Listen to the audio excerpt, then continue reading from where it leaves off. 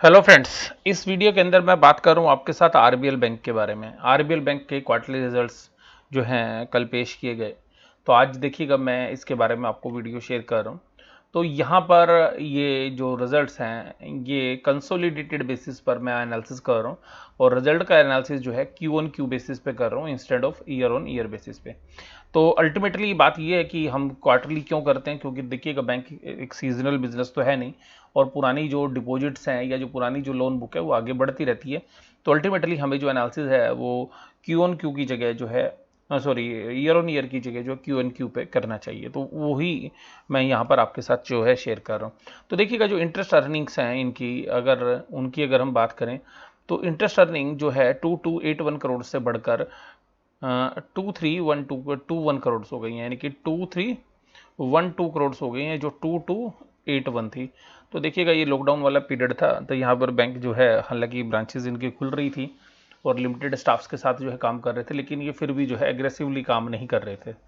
Interest की earning जो है इनकी बढ़ के आई है। टोटल जो इनके क्लाइंट से जनरली जो पैसा मिलता है, इंटरेस्ट डिस्काउंट ऑन बिल्स वगैरह जो ये करते हैं, तो अल्टीमेटली जो लोन दिए हुए उनका ये इंटरेस्ट है। उसके बाद जो इन्वेस्टमेंट इन्होंने की हुई है, निवेश जो किए हुए हैं, जिनके अंदर इनके जो डिवेंचर्स हैं या जो दूसरी कंपनीज के जो बॉन्ड्स हैं या कमर्शियल पेपर्स में इन्वेस्टमेंट है या गवर्नमेंट के जो आरबीआई के बॉन्ड्स हैं या सेंट्रल गवर्नमेंट के जो बॉन्ड्स हैं, उनके अंदर जो निवेश किया हुआ है वहां से जो इनकी इनकम है वो 332 करोड़ से जो 338 थी पिछले बार। तो यहाँ पे हालांकि 6 करोड़ की जो है गिरावट देखने के लिए मिली है। इंटरेस्ट बैलेंस ऑन आरबीआई, तो देखिएगा बहुत सारे जो बैंक्स हैं वो ज़्यादातर यही कर रहे हैं कि जो पैसा है अभी अगर लोन देने के लिए नहीं है तो वो जो है आरबीआई के पास यानी कि रिजर्व बैंक ऑफ इंडिया के पास जो है रख रहे हैं। तो यहाँ पर भी आप देखिएगा इनका भी जो ये अमाउंट है ये करीबन 1.6 टाइम्स हो गया है पिछले इंटरेस्ट के मुकाबले में।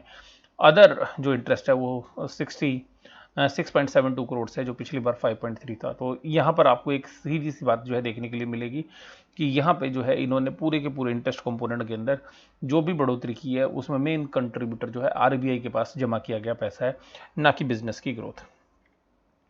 अगर आप यहाँ पे देखेंगे तो टोटल इनकम जो आपकी बढ़ के आई है वो मैं आपके साथ शेयर कर चुका हूँ। अदर इनकम्स के अंदर जो फीस बेस्ड इनकम है वो कम होती हुई नजर आई है और वो सभी बैंक्स की है। हालांकि अभी हम आईडीएफसी फर्स्ट बैंक के भी रिजल्ट एनालिसिस कर रहे थे थोड़ी देर पहले, तो वहाँ पर जो है ये कमी जो है देखने के लिए नहीं मिली है। तो देखिएगा अब वो रीजंस जो हैं वो क्या हैं वो तो अल्टीमेटली बैंक ही बता पाते हैं। तो देखिएगा लेकिन ये फीस बेस्ड इनकम जनरली घट जाती है क्योंकि आपने लोन कम दिए हैं, उनकी प्रोसेसिंग फीस कम मिलती है आपको, और जो आप दूसरे जो अंडर राइट्स करते हैं जिन प्रोडक्ट्स को तो वहाँ से भी आपको इनकम्स थोड़ी कम आती है। तो अल्टीमेटली लॉकडाउन की सिचुएशन में उस वजह से ये अर्निंग भी आपको कम नजर आई है। उसके बाद देखिएगा अगर आप इंटरेस्ट एक्सपेंडेड की बात करेंगे तो 1193 जो पहले 1187 है, तो थोड़ा सा जो है ये स्लाइटली जो है इंक्रीज़ किया है। तो करीबन करीबन जो है इनका 5 करोड़ के आसपास का जो है इंटरेस्ट का जो खर्चा है वो ज़्यादा होता हुआ नजर आया है। एम्प्लॉय की जो सैलरी है वो इम्प्रूव की है। तो आप देखिएगा जो एम्प्लॉय की सैलरी में भी आपके साथ बात करूँ आईडीएफसी फर्स्ट बैंक की, तो वहाँ पे 20% का इजाफा था। यहाँ पर देखिएगा बस स्लाइटली आप देखिएगा 2% से ज़्यादा की बढ़ोतरी नहीं हुई है। तो 2% की बढ़ोतरी हुई है यहाँ पे एम्प्लॉय में, तो लेकिन वहाँ पर जो है ज़्यादा थी। मैं इसलिए बता रहा हूँ कि यहाँ पर आप एग्रेसिवली काम कर रहे हैं या डिफेंसिव, तो ये जो है सैलरी जो है इंक्रीमेंट भी हो सकते हैं, जिन लोगों के एनुअल इंक्रीमेंट इस क्वार्टर में आए होंगे वो भी हो सकते हैं या कुछ नए स्टाफ को। तो लेकिन जो सैलरी इंक्रीज है उसमें नए स्टाफ की प्रोबेबिलिटी बहुत ही कम नजर आ रही है। अदर एक्सपेंसेस जो हैं इनके भी कम हुए हैं, लेकिन इनके उतने कम नहीं हुए जितने बाकी सभी बैंकों ने कम करके दिखाए। तो 586 करोड़ से 489 करोड़, लेकिन ये खर्चे जो है ये सभी बैंकों ने जो है अदर एक्सपेंसेस सबके कम हुए हैं और कुछ बैंकों ने तो बहुत ही ज़्यादा कम करके दिखा रखे हैं जिसकी वजह से प्रॉफिटेबिलिटी इंक्रीज हो रही है। तो ये वास्तव में एक ऑडिट वाला जो है प्रश्न बनता है कि यहाँ पर ये कम क्यों हो रहे हैं। तो हालांकि इनके इतने कम नहीं है जितने बाकी बैंकों के मामले में हमें देखने के लिए मिले।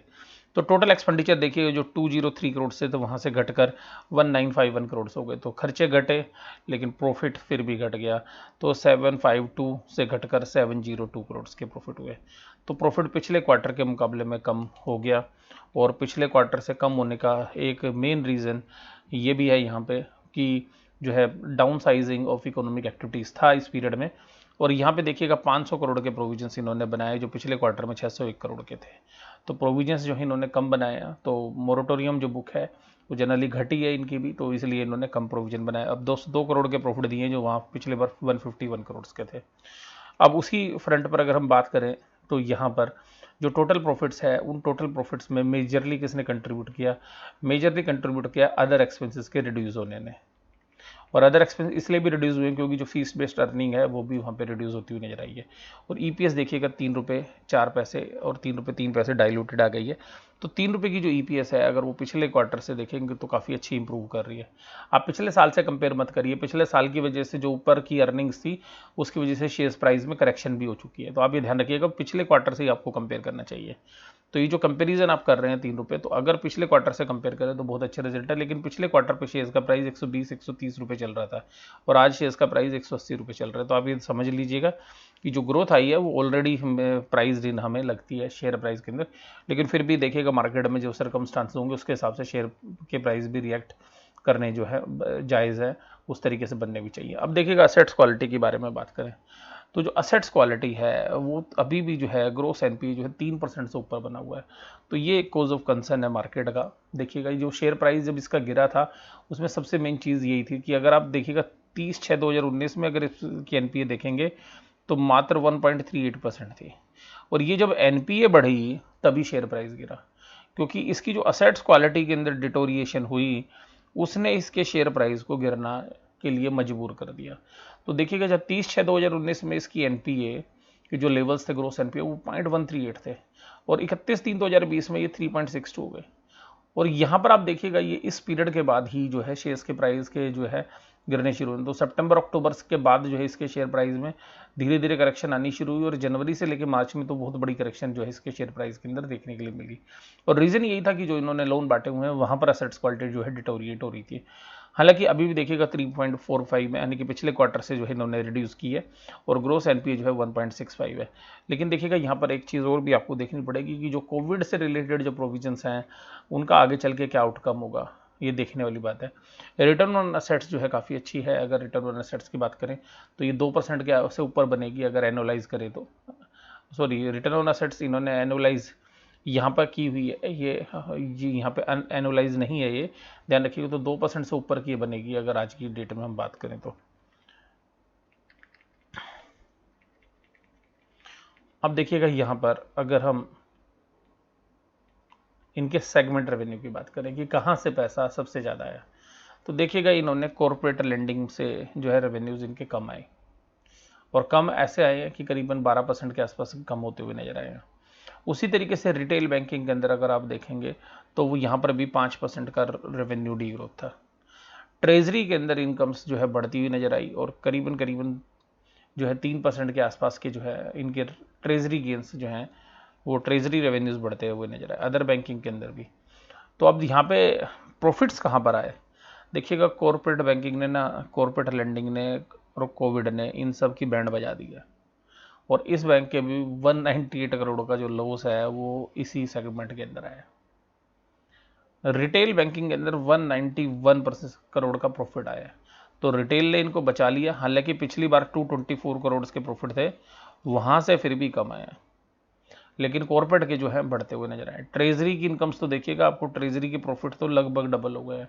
जब 98 करोड़ के प्रॉफिट थे ट्रेजरी में वो 191 के हैं। इस ट्रेजरी में ध्यान रखिएगा कि आपकी profit on sale of investment भी इंक्लूड है, यानी कि जो इन्वेस्टमेंट बेच के आपको प्रॉफिट हुआ है। तो क्योंकि रेट ऑफ इंटरेस्ट नीचे रिड्यूस हुए तो इनके पास जो बॉन्ड की वैल्यूज थी वो बढ़ गई और वो बॉन्ड्स का जो प्रॉफिट है वो भी इसके अंदर इंक्लूड है।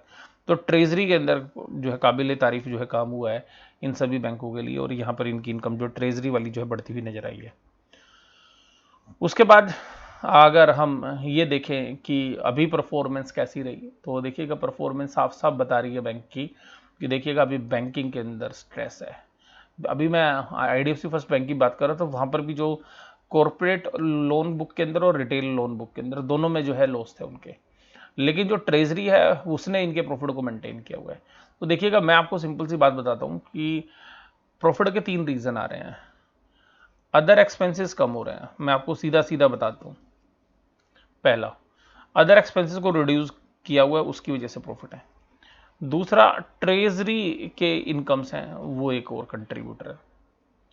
और तीसरा, प्रोविजंस केवल कोविड की लोन बुक का 10% बनाना था तो वहां पर ये 3 चीजें हैं। और यहां पर इन तीनों चीजों में एक सबसे खास बात यह है कि विंडो ड्रेसिंग सभी जगह हो सकती है, चाहे वो आप आईडीएफसी फर्स्ट बैंक की बात करें चाहे आरबीएल बैंक की बात करें।